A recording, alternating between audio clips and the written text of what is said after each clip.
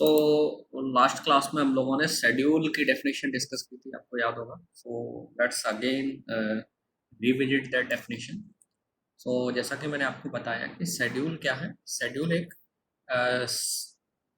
Sequence of instructions है जिसमें multiple transactions की इंस्ट्रक्शंस को हम क्रोनोलॉजिकल ऑर्डर में अरेंज करते हैं। सो क्रोनोलॉजिकल ऑर्डर का मतलब है कि increasing order of the time. हम अगर इंस्ट्रक्शन के एग्जीक्यूशन के टाइम को कंसिडर करें और उस टाइम के बेस पर हम मशीन में जो इंस्ट्रक्शंस रन कर रही है, डेटाबेस पर जो इंस्ट्रक्शंस रन कर रही है ट्रांजेक्शन्स की, उनको अगर हम एक सॉर्टेड ऑर्डर में रिप्रेजेंट करते हैं, increasing order of the time, then उन सीक्वेंस ऑफ इंस्ट्रक्शंस के जो ऑर्डर हैं वो ऑर्डर को हम शेड्यूल बोलते हैं। ओके, सो जैसा कि आपको याद होगा, शेड्यूल दो तरीके का है। एक सीरियल शेड्यूल एंड दूसरा आपका कॉन्करेंट शेड्यूल। सो सीरियल शेड्यूल का मतलब है कि हम जो इंस्ट्रक्शंस की ऑर्डरिंग है वो कुछ ऐसे करेंगे कि लेट्स से आपके अगर शेड्यूल में 4 ट्रांजेक्शन है, T1 T2 T3 या T4। सो पहले हमने मान लीजिए T1 के इंस्ट्रक्शंस को एक एक करके एग्जीक्यूट कर दिया, एंड देन T2 की इंस्ट्रक्शंस को एग्जीक्यूट कर दिया, देन T3 की इंस्ट्रक्शंस को एग्जीक्यूट किया, उसके बाद T4 की इंस्ट्रक्शंस को एग्जीक्यूट कर दिया। सो आपने जो इंस्ट्रक्शंस का एग्जीक्यूशन किया है वो एक पर्टिकुलर ऑर्डर में किया है ना। उसी ऑर्डर को अगर हम एक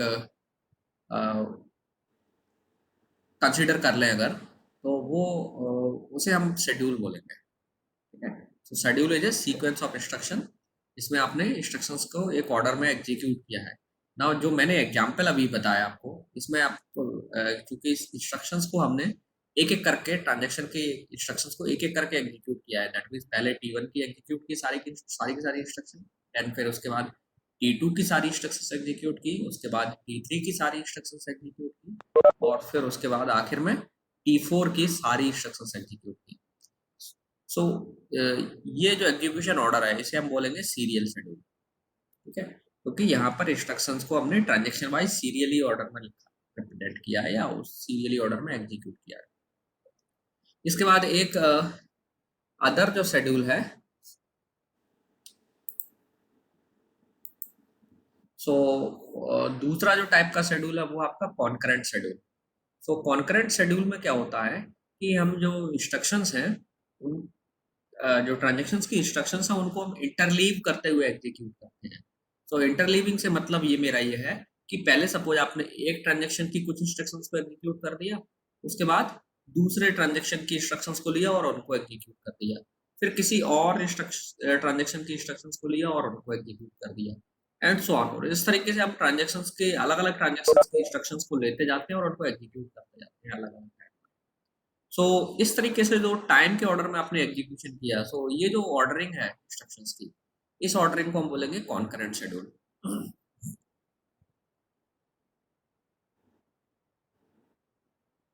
ओके, सो ये आपको याद होगा, ये एग्जांपल है इसमें। सो इसमें आप देखेंगे अगर दिस इज ये एक शेड्यूल है जो कि सीरियल शेड्यूल का एग्जांपल है। सीरियल शेड्यूल क्यों? क्योंकि आपने पहले T1 की इंस्ट्रक्शंस को एक करके एग्जीक्यूट किया, जब ये एग्जीक्यूट खत्म मतलब कंप्लीट हो गया इन इंस्ट्रक्शन का एग्जीक्यूशन, देन आपने T2 की इंस्ट्रक्शंस को एक करके एग्जीक्यूट किया। सो यहाँ पर आप देखेंगे इंस्ट्रक्शंस को एक ऑर्डरिंग में हमने सीरियल ऑर्डर में एग्जीक्यूट किया है। सो दैट्स व्हाई ये शेड्यूल है एक सीरियल शेड्यूल है और इसमें दो ट्रांजेक्शन इन्वॉल्व है। ओके, सो ये शेड्यूल दो ट्रांजेक्शन का सीरियल शेड्यूल है। ठीक है, सो सीरियल शेड्यूल में मल्टीपल ट्रांजेक्शन हो सकते हैं, but you will have finite number of transaction. So आप एक सीरियल एक किसी भी शेड्यूल में आपके n नंबर ऑफ ट्रांजेक्शन हो सकते हैं। ठीक है, so we will always talk about the sir आवाज बहुत कट रही है सर। आवाज कट रही है? Yes sir.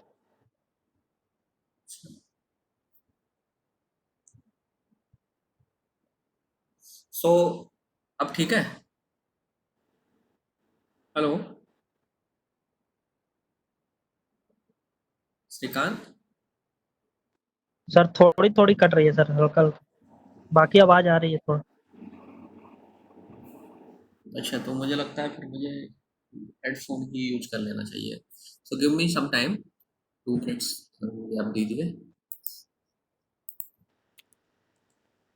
So this is also another example of a serial schedule. Now you see, this is a schedule that is an example of a concurrent schedule. Concurrent क्यों है? क्योंकि आप देख रहे हैं पहले T1 की इंस्ट्रक्शंस को एग्जीक्यूट किया आपने, देन T2 की इंस्ट्रक्शंस को एग्जीक्यूट करना शुरू कर दिया T1 को रोक करके, देन फिर आपने T2 को रोक करके T1 की इंस्ट्रक्शंस को एग्जीक्यूट करना शुरू कर दिया, एंड फिर कुछ देर के लिए आपने जब T1 को कंप्लीट कर लिया एक्चुअली यहाँ पर, देन आपने T2 को स्टार्ट कर दिया. सो इस तरीके से साइमल्टेनियसली दोनों ही ट्रांजेक्शन्स एग्जीक्यूट हो रहे हैं, है ना. T1 यहाँ पर स्टार्ट हो चुका है और T2 यहाँ से स्टार्ट हुआ है, और इस ड्यूरेशन में दोनों ही ट्रांजैक्शन एक्टिव स्टेट में है. सो ये जो शेड्यूल है दो ट्रांजैक्शन का, ये एक कॉन्करेंट शेड्यूल का एग्जांपल है. ओके, नाउ जैसा कि मैंने बताया कि हम ट्रांजैक्शन को कॉन्करेंट एग्जीक्यूट करना चाहेंगे क्योंकि उसके कई सारे बेनिफिट हैं, लेकिन ट्रांजैक्शन के कॉन्करेंट एग्जीक्यूशन की वजह से इनकंसिस्टेंसी की प्रॉब्लम अराइज हो सकती है. So now it is very important कि इस जो सिचुएशन को जिसमें कॉन्करेंसी आ सकती है, इसे कैसे डील किया जाए, हम कॉन्करेंसी में जो इनकंसिस्टेंसी आ सकती है उसे कैसे अवॉइड करें.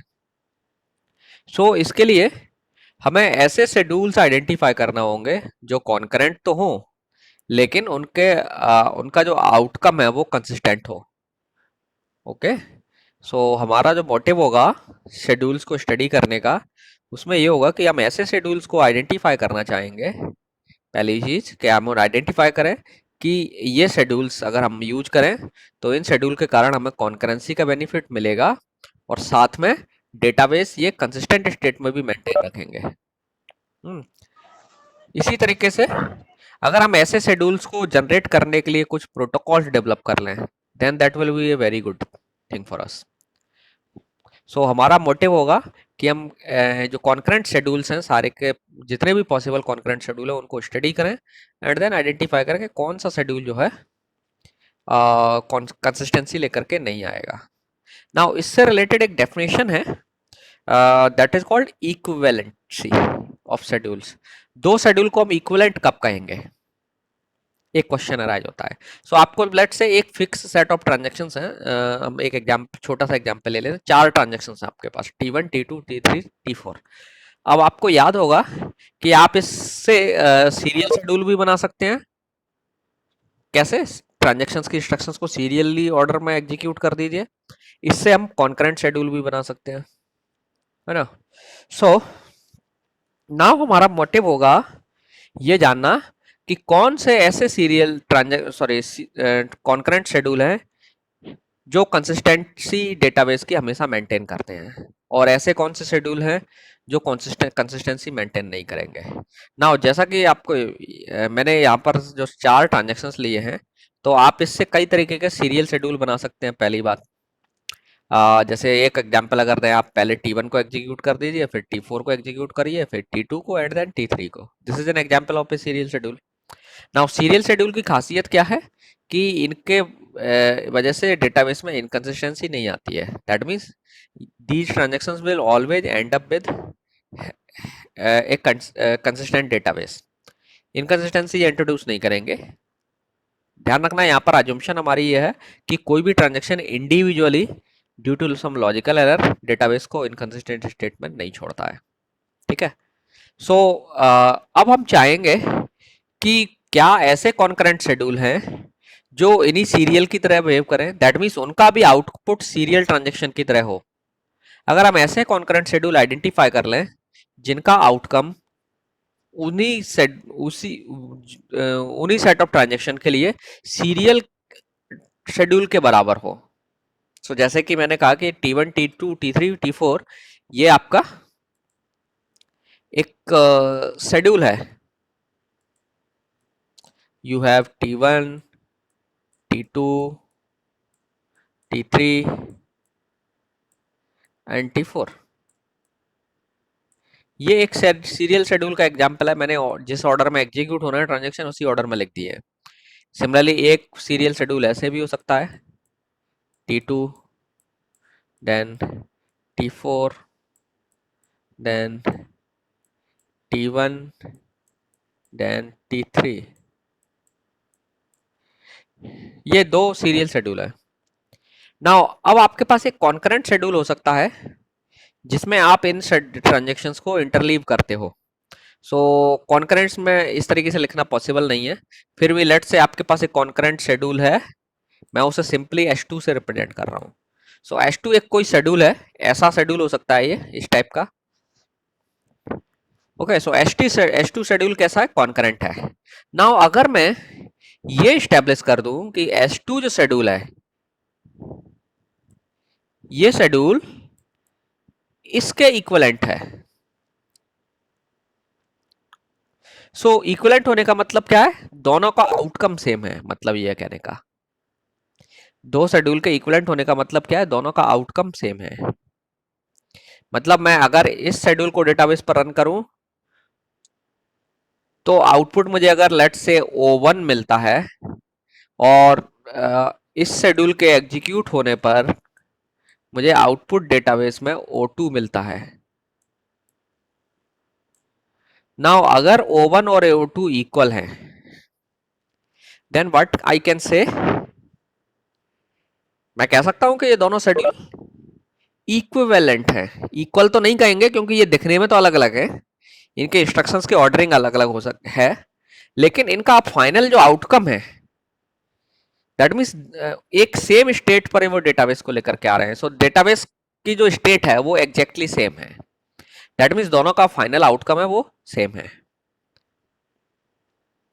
ओके, सो अगर ऐसी पॉसिबिलिटी है कि इसमें एक शेड्यूल दूसरे शेड्यूल के इक्वल है, मतलब उन दोनों के आउटपुट सेम है, तो हम कहेंगे कि दोनों शेड्यूल एक दूसरे के इक्विवेलेंट हैं।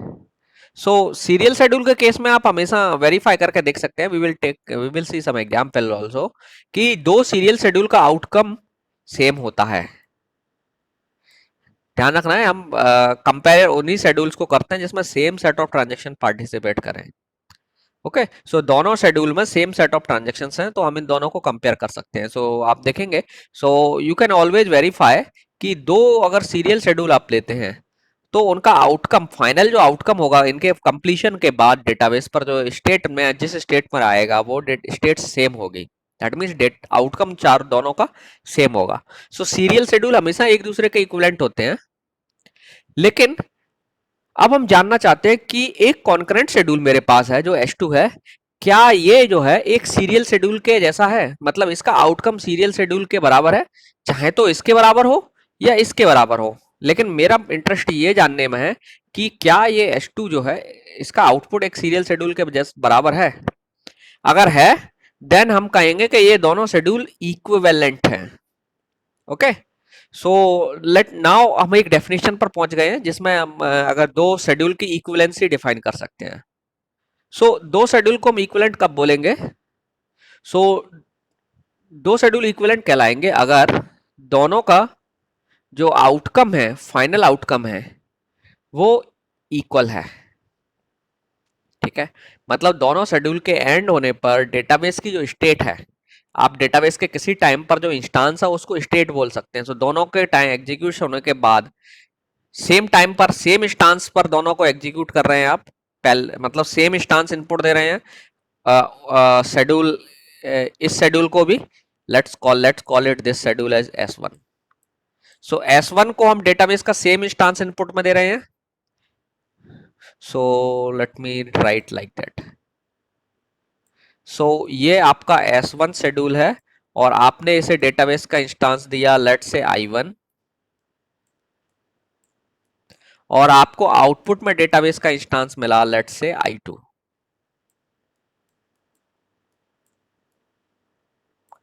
एंड जब आपने S2 को सेम इनपुट दिया, I1 ही आपने इनपुट पर रखा है यहां भी, और आउटपुट में आपको अज्यूम करिए I2 ही मिलता है, मतलब ये दोनों आउटपुट सेम है।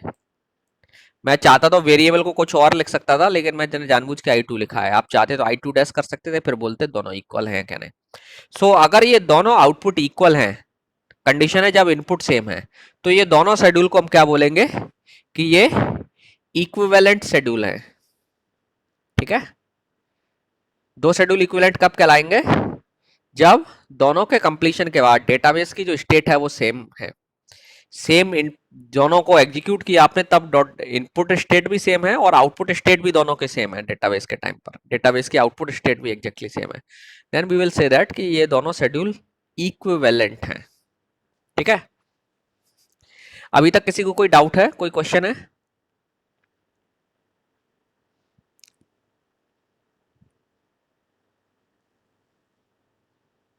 सबको समझ में आ गया? दैट मीन्स ओके, देन आगे बढ़ते हैं।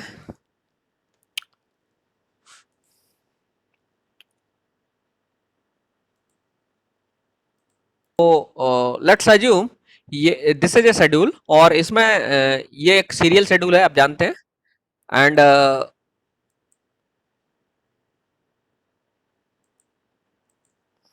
नाउ ये जो शेड्यूल है इसमें लेट्स अज्यूम कि अकाउंट ए का इनिशियल बैलेंस है, लेट्स अज्यूम इट इज 1000। ठीक है, and let's assume account B का बैलेंस है $2000। Let's say this amount is in dollar. Now आपको पता करना है इन शेड्यूल्स को एग्जीक्यूट करने के बाद कि जब ये शेड्यूल कंप्लीट हो जाता है, दैट मीन्स दोनों ट्रांजेक्शन एक एक करके एग्जीक्यूट हो जाते हैं, तब ए और बी की वैल्यूज क्या हैं। Okay, so now let's start do it. आप करें इसको एंड देन हम लोग कंटिन्यू करेंगे। सो इस केस में फाइनल जो वैल्यू होगी दोनों शेड्यूल में वो होगी ए की वैल्यू 855 और बी की वैल्यू 2145।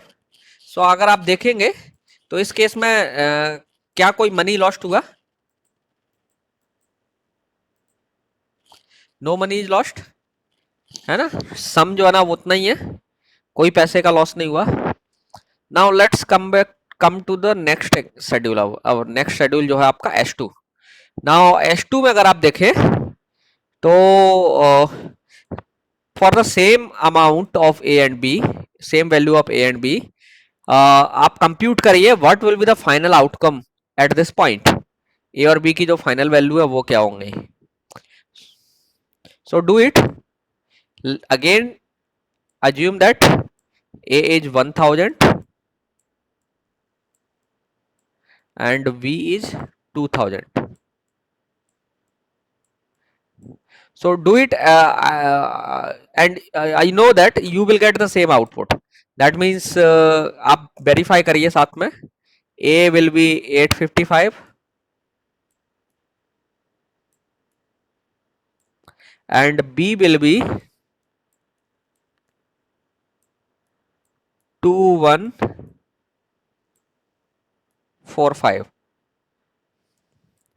हालांकि दोनों के केस में इस पॉइंट पर जो रिजल्ट थे पिछले ट्रांजैक्शन में, एक मिडिल पॉइंट जो था ना जहां से एक कमिट होता है और दूसरा शुरू होता है, तो इस पॉइंट पर रिजल्ट बदल अलग होंगे प्रीवियस से, लेकिन फाइनल आउटकम दोनों में सेम मिलेगा आपको।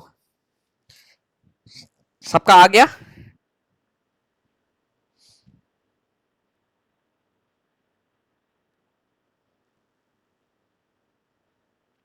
इस ट्रांजैक्शन में क्या हो रहा है, पहले 10% आप जो ना शिफ्ट कर रहे हैं ए से बी में। सो 1000 का 10% कितना हुआ? 100। सो 100 उधर चला गया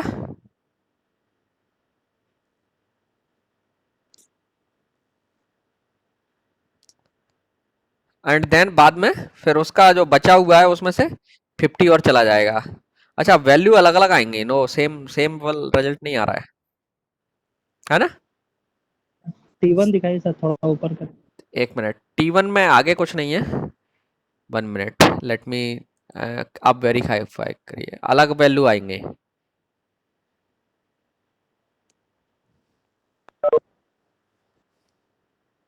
यस सर, 2150 हो जाएगा उसमें, इसमें बी में। ऑर्डर पर चीजें बदल जा रही हैं, ठीक है ना, ऑर्डर पर अब चीजें बदल जा रही हैं, लेकिन इसमें भी पैसे का कोई लॉस नहीं होगा। सम जो है ना हमेशा प्रिजर्व रहेगा, so no money is being lost, you can verify money will is not going to lost. So कोई इनकंसिस्टेंसी या कोई प्रॉब्लमेटिक सिचुएशन नहीं आने वाली है। बस ये अलग है कि यहाँ पे ऑर्डर अलग है ना, पहले आप जो 10% ट्रांसफर कर रहे थे वो आपके 950 में से कर रहे थे, तो 950 का 10% अलग है, यहाँ पे 10% 100 होगा, सो अमाउंट अलग अलग है। सो यहाँ पे ऑर्डर ट्रांजेक्शन का इंपॉर्टेंट है। सो इसका मतलब ये दोनों सीरियल शेड्यूल इक्विवेलेंट नहीं है। ओके, ये जो शेड्यूल है दोनों के दोनों ये इक्विवेलेंट नहीं है, क्योंकि आउटपुट फाइनल जो है ना दोनों का अलग अलग है।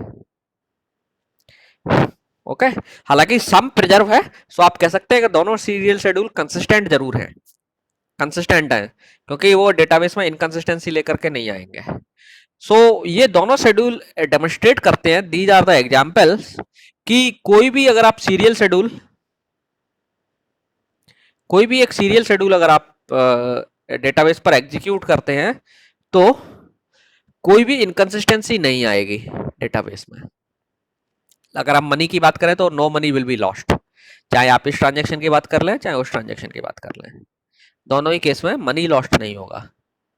ठीक है ना, that means database inconsistent state में नहीं जाएगा। हालांकि दोनों के एग्जीक्यूशन से अमाउंट ऑफ जो ट्रांसफर होना है वो डिफरेंस हो सकता है उसका, है ना, क्योंकि यहाँ पर चूंकि ए की वैल्यू क्या है उस पर सब कुछ डिपेंड करेगा।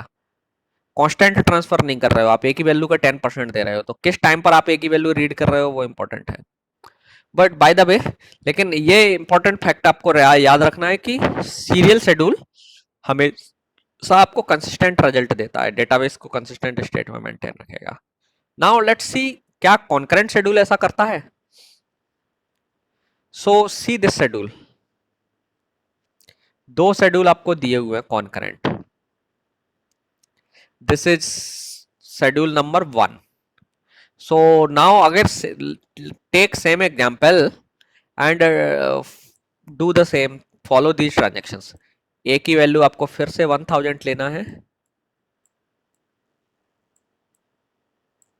एंड b की वैल्यू को 2000 लेकर के चलना है, एंड इन इंस्ट्रक्शंस को एक एक करके आपको एग्जीक्यूट करना है और इस पॉइंट ऑफ टाइम पर बताना है फाइनल इंस्ट्रक्शन पर कि जो वैल्यू है वो क्या होगी। ठीक है, I have to remove the notation for showing you the all instructions। so now you can see the full schedule। so I'm giving you 2 minutes time।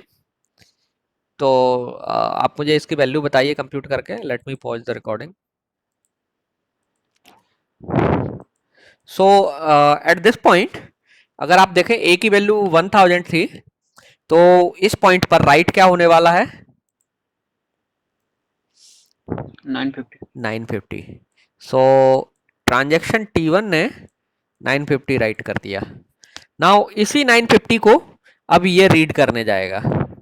सो इसने 950 का क्या किया, एक में एक को रीड किया, उसका 10% लिया, सो 950 का 10% कितना हुआ 95, और उसको ए में से सब्ट्रैक्ट कर दिया। सो 950 में से 95 सब्ट्रैक्ट किया और ए की वैल्यू कितनी हो गई 855। सो 855 इसने T2 ने डेटाबेस में राइट कर दिया। ओके, सो नाउ अब आते हैं इस लाइन पर, इसमें B की वैल्यू ये रीड करेगा, तो अभी B कुछ कहीं भी चेंज नहीं हुआ है, B की वैल्यू 2000 रहेगी इस पॉइंट पर। Now what about this point, B की वैल्यू में इसने 50 ऐड किए एंड देन उसको राइट कर दिया। सो B की वैल्यू इस पॉइंट ऑफ टाइम पर है 2050। ठीक है ना। Now let's come to this point. Now अब आपने B रीड किया, तो B रीड किया कितना 2050, और टेम्प की वैल्यू कितनी है ये है ऊपर 95 ये लिखी हुई है। सो 2050 में आपने 95 ऐड कर दिया, सो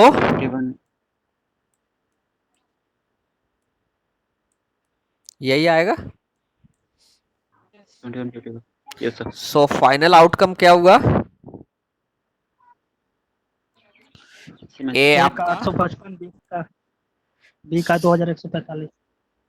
ये आपका 855 हो गया ए, एंड बी इज 2145। नाउ अगर आप ये देखें तो ये एक आउटपुट सीरियल शेड्यूल के जैसा आया है ना? This output is equivalent to a serial schedule. कौन सा वाला?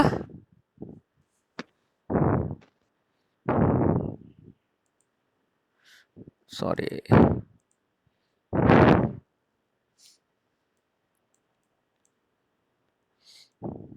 इस शेड्यूल के बराबर है ना? आई होप इसी के बराबर आया है। दूसरे का इसका आउटपुट अलग था। सो आपका जो इस केस में जो आउटपुट है, फर्स्ट जो कॉन्करेंट शेड्यूल हमने लिया है उसका आउटपुट इस सीरियल शेड्यूल से मैच कर रहा है S1 से। सो जो शेड्यूल S3 है इसका आउटपुट क्या है? सीरियल शेड्यूल 1 के इक्विवेलेंट है, लिखा भी है ये। सो ये एक कॉन्करेंट शेड्यूल है, ध्यान रखना, ये एक कॉन्करेंट शेड्यूल है जिसमें दोनों ट्रांजैक्शन एक टाइम पर एक्टिव हैं और इसका आउटपुट एक सीरियल शेड्यूल के बराबर है। सो दिस शेड्यूल, इसका नाम S3 अगर है, सो S3 इज इक्विवेलेंट। इक्विवेलेंट के लिए ऐसा सिंबल लगाते हैं, इक्वल टाइम साइन नहीं लगाते हैं, इक्विवेलेंट लिखते हैं S1। तो हम दोनों शेड्यूल को इक्विवेलेंट बोल रहे हैं क्योंकि इन दोनों का आउटकम जो है ना सेम है। जब सेम इनपुट था दैट मीन सेम ए और बी की वैल्यू के लिए दोनों के केस में फाइनल आउटपुट ए और बी का वो सेम आ रहा है। ठीक है, जो यहाँ इनपुट था मतलब 1000 और 2000, और इसमें जो आउटपुट आ रहा है वही आपके S1 में भी आ रहा है। S1 में भी इनपुट ए और बी की वैल्यू 1000 2000 रेस्पेक्टिवली थी और आउटपुट भी फाइनली 855 और 2145 आया है। इसमें भी इनपुट आपका 1000 2000 था ए और बी रेस्पेक्टिवली, और रेस्पेक्टिव जो आउटपुट है ए और बी के वो अगेन यहाँ भी 855 2145 है। सो दोनों schedule S3 and S1 equivalent हैं। ठीक है, सो इक्विवेलेंट है तो इसका मतलब क्या हुआ कि S3 का जो आउटपुट है वो S1 के बराबर है, तो मैं S1 की जगह पर S3 को एग्जीक्यूट कर सकता हूं। सो अगर किसी तरीके से समहाउ मैं ये शेड्यूल जनरेट कर लूं, जब मुझे दिया जाए कि दो ट्रांजैक्शन दे दिए जाए T1 T2 एग्जीक्यूट करने के लिए, तो मैं S1 और S1 शेड्यूल ना एग्जीक्यूट करते हुए ये S3 ये वाला शेड्यूल एग्जीक्यूट कर दूं, तब भी मेरा आउटपुट सेम आ रहा है और मेरा पर्पस सॉल्व हो जाएगा। सो अगर मैं S3 को एग्जीक्यूट करता हूं तो मेरा फायदा क्या हो गया? पहली चीज, डेटाबेस जो मुझे कॉन्करेंसी का बेनिफिट है वो मिल रहा है, और मुझे कॉम्प्रोमाइज भी नहीं करना पड़ रहा है क्योंकि S1 का जो आउटपुट था वो कंसिस्टेंट है और यही आउटपुट आपको S3 से मिल रहा है। सो हम S1 की जगह पे S3 को एग्जीक्यूट करना पसंद करेंगे। सो नाउ हमारा मोटिव होगा कि S3 जैसे शेड्यूल, इस टाइप के शेड्यूल हम ऑटोमेटिकली जनरेट कर पाए। जब डेटाबेस पर ट्रांजैक्शंस आए एग्जीक्यूट होने के लिए तो हम इसी टाइप के शेड्यूल डायनेमिकली रन टाइम पर जनरेट करें और इन शेड्यूल्स को एग्जीक्यूट करवाएं। तो इससे हमारा जो ना फायदा होगा, कॉन्करेंसी की वजह से परफॉर्मेंस हमारा इंप्रूवमेंट होगा, दोनों सारे ट्रांजैक्शन एक्टिव हो जाएंगे तो यूजर को भी कुछ ना कुछ रिस्पॉन्स मिलता रहेगा। सो यूजर फ्रेंडली हमारा सिस्टम हो जाएगा और यूजर को लगेगा कि उसका टास्क हो रहा है, वो वेट में नहीं है। ठीक है ना, his work is being done. So patience भी मेंटेन रहेगा यूजर का। ठीक है,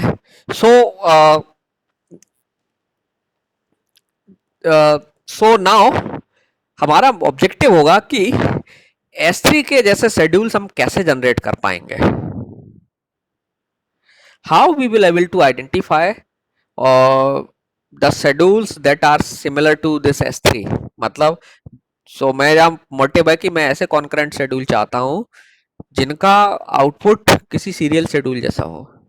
हम ऐसे कैसे शेड्यूल जनरेट कर पाए?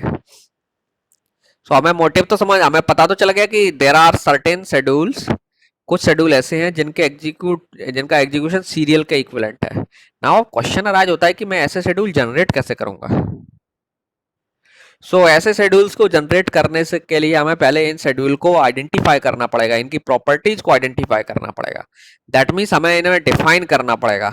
एंड डिफाइन जब हम इनको कर लेंगे, पहचान लेंगे, समझ लेंगे ऐसे शेड्यूल्स को, तब हम इनको जनरेट करने के तरीके खोज पाएंगे। Okay, so now let's move ahead.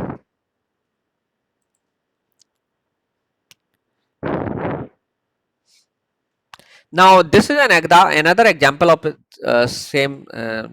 another example of a schedule that is again concurrent and same transaction से बना है T1 और T2 से। Now ये concurrent schedule है। Now क्या इसमें देखिए कि ये consistency को preserve कर रहा है कि नहीं कर रहा है। आप इसको ट्राई करिए, let's do it and tell me the values. Okay. So let's check कि इसमें after execution of this schedule what happens. So let's assume कि A और B की वैल्यू respectively 1000 एंड 2000 है। So इस केस में A की वैल्यू रीड की गई है वो है 1000 और यहाँ पर जो A की वैल्यू है वो कितनी है 950। Okay, now it is important to know that कि ट्रांजेक्शन T2 A की वैल्यू क्या रीड करने जा रहा है। सो ट्रांजेक्शन T2 जो है A की वैल्यू रीड करेगा वो होगी 1000। ठीक है ना। सो 1000 का इसने 10% निकालो, तो टेम्प में कितना आ गया 100 और इसने अब A की वैल्यू को घटाया, सो कितना हुआ 900। सर 1000 रीड क्यों किया सर, समझ नहीं आया। अभी बताते हैं। एंड देन राइट इसने कितना किया, दिस वन 900 राइट किया। एंड देन अब इसने B रीड किया, सो B T2 ने रीड किया है, वो वैल्यू B की कितनी रीड की है 2000। देखो इसने 1000 इसलिए रीड किया क्योंकि ये वैल्यू A की 1000 थी। आपने A में जो चेंज किया है ये चेंज परमानेंट नहीं हुआ है अभी। जब आप राइट करते हैं ना तब परमानेंट होता है।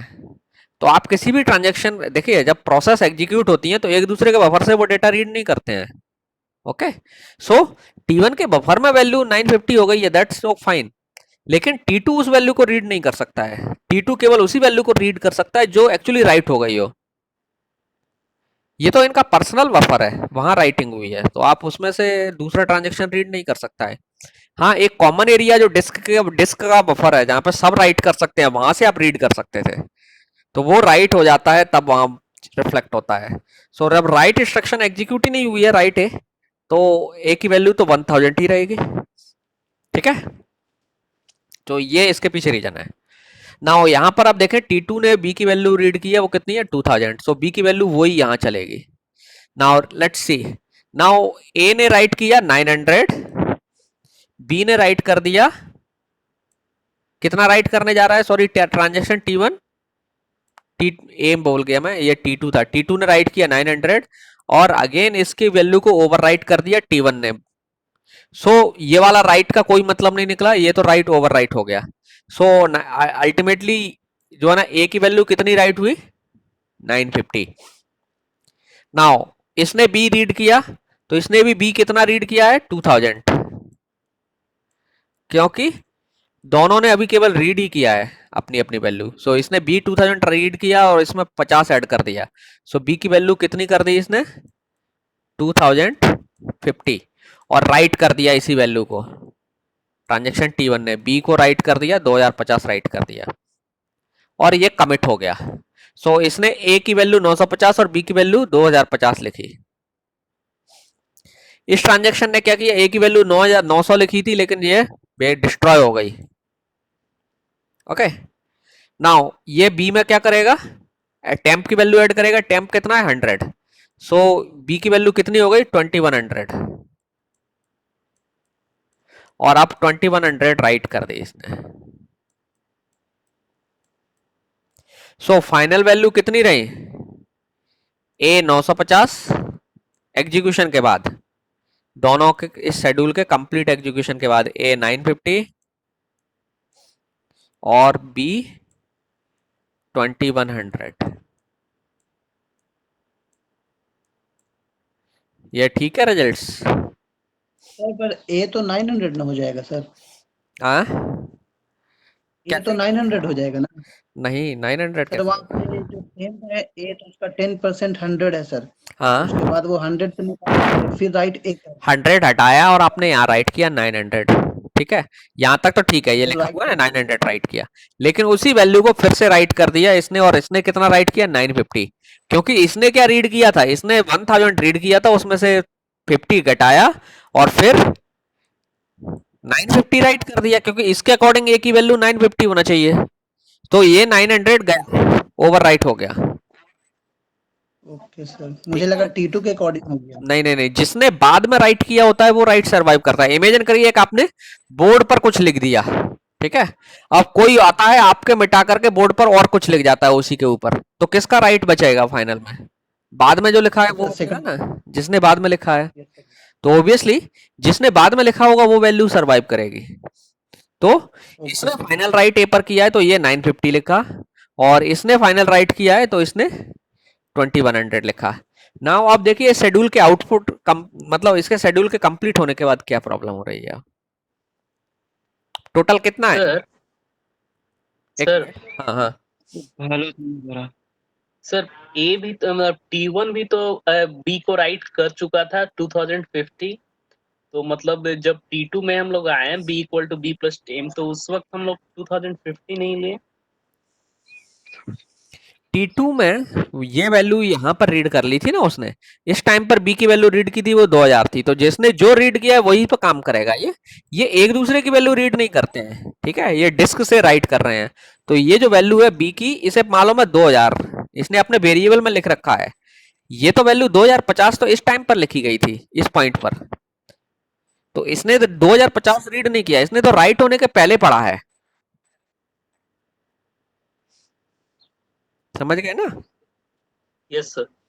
इसने जो वैल्यू रीड की उस समय 2000 थी, और ये तो 2000 थी तो ये 2000 के हिसाब से काम करेगा।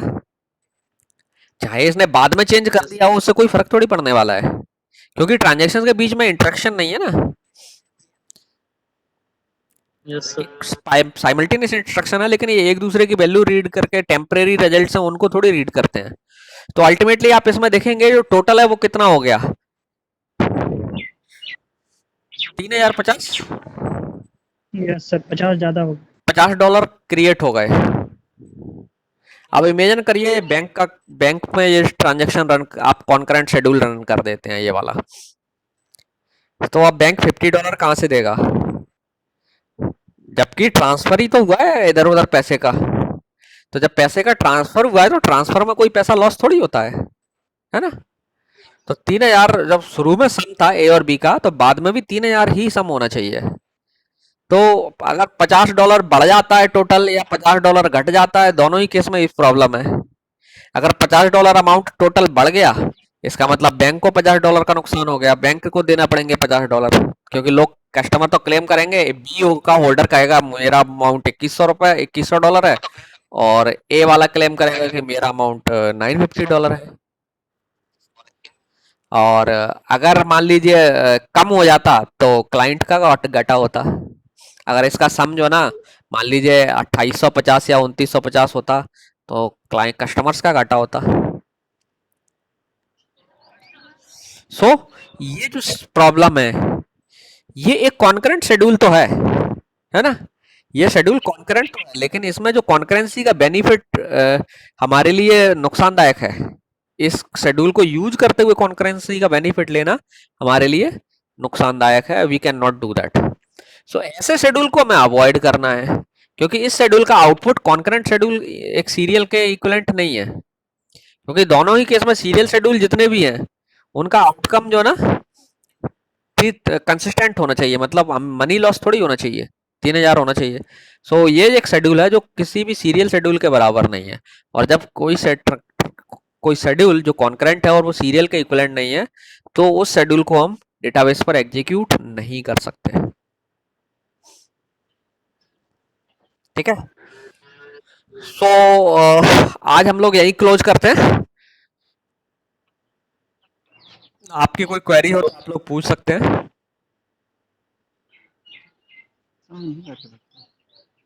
कल नेक्स्ट क्लास में हम लोग अब सीरियलाइजेबिलिटी के कॉन्सेप्ट पढ़ेंगे। Okay.